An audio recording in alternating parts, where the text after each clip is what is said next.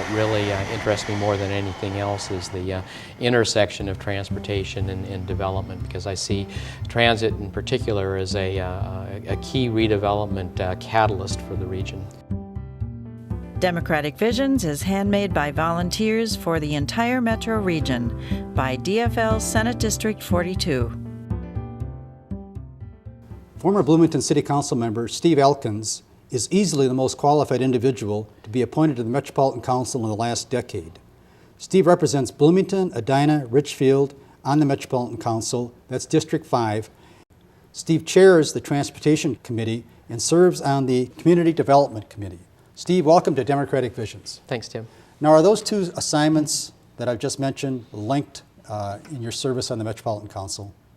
Yeah, those are the two committees that I wanted to serve on, because what really interests me more than anything else is the intersection of transportation and development, because I see transit in particular as a key redevelopment catalyst for the region.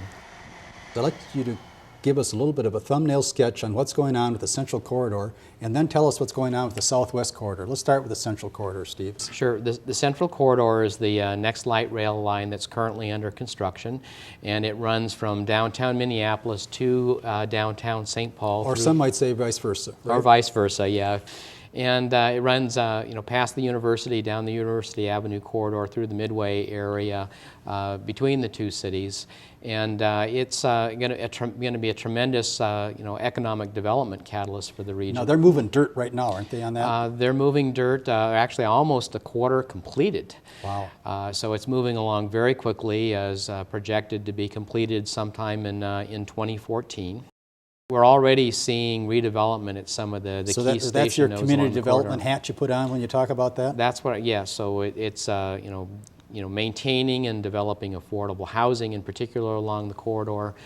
We expect major improvements in commerce at the station nodes along the corridor as well. So I think you're going to see a tremendous rejuvenation of that corridor over the next decade or so. Now I have a question about that. On the Hiawatha line, don't you have a sort of more expensive housing along the line? Are you going to have the same phenomena over in the Central Corridor?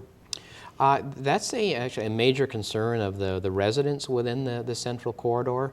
There are still clearly some very raw wounds going all the way back to when Interstate 94 was punched through the Rondo neighborhood decades ago. And some of the people who live in those neighborhoods have the same kind of concerns that the light rail is going to have a similar sort of effect there. Primarily, people who live in those communities are worried that the station areas will gentrify, the housing prices will increase, and they'll be basically priced out of their existing housing. So we're putting a lot of effort right now into making sure. For example, the businesses are also a big concern, and so the Met Council, working with partners such as the business communities and especially the nonprofit foundations that serve the Twin Cities, have put together an unprecedented package of support for businesses in the corridor to help tide them over while their businesses are hurting right now during the construction process. Can the Met Council do anything as far as, say, affordable housing in along that line in some areas or another?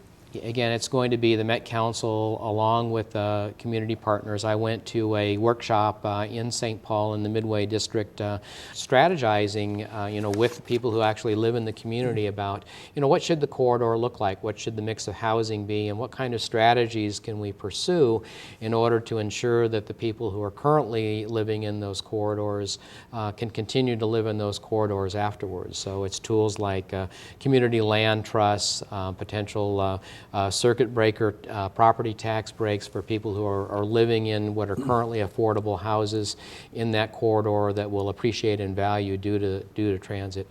Typically you'll see anywhere from a 25% to a 50% increase in property values within a quarter mile of a station area, which is what drives the redevelopment around the stations, and in this case, quite frankly, driving fears of gentrification. Let's turn and I know we could spend all evening talking about the Central Corridor, but tell me what's going on with the Southwest Corridor. That, of course, is Minneapolis, St. Louis Park, Hopkins, Minnetonka, and Eden Prairie. Right. What's the status of that light rail project?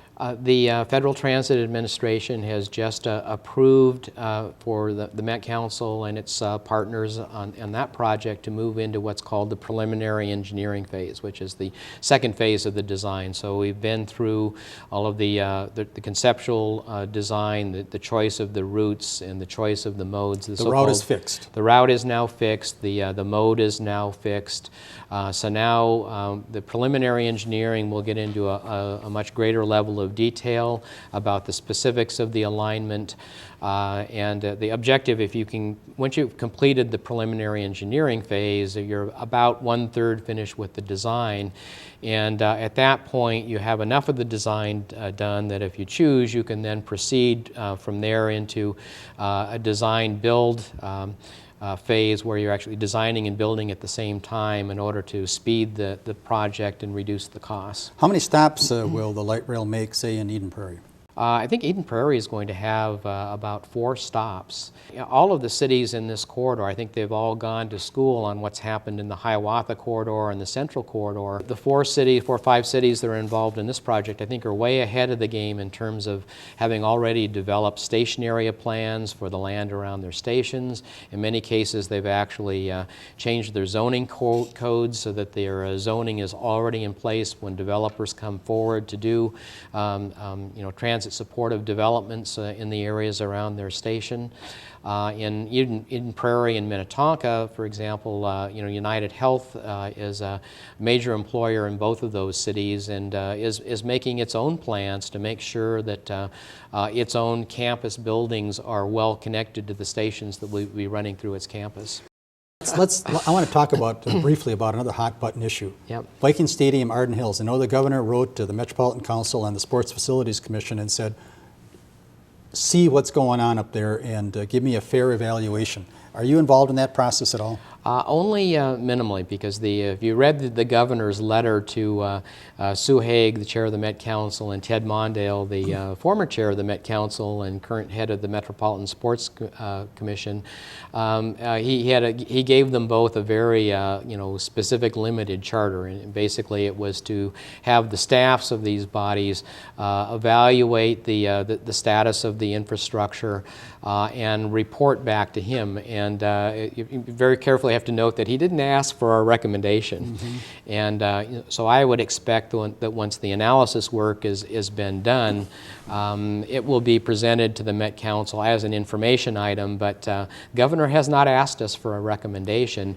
And the legislation that was before the legislature this year quite notably would have exempted the stadium from what's called a Metropolitan Significance Review, which is a standing feature in state law that says that any major facility that goes up in the Twin Cities should be reviewed by the Metropolitan Council for exactly these kinds of issues. What is the impact on regional infrastructure in particular? So quite pointedly, both neither the governor nor the legislature have asked us to do that. Steve, you going to run for Senate again? I am planning to run for Senate Great. again. So. Steve, thank you for coming by. It's always good to see you on Democratic Visions. Thank you. And thank you for watching Democratic Visions. We'll see you next time.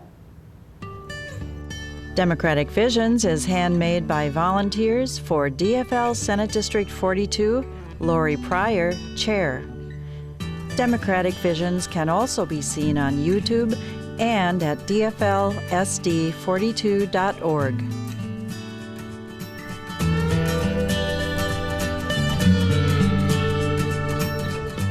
Just an aside, always remember one thing. I don't care what it is, just try to remember one thing.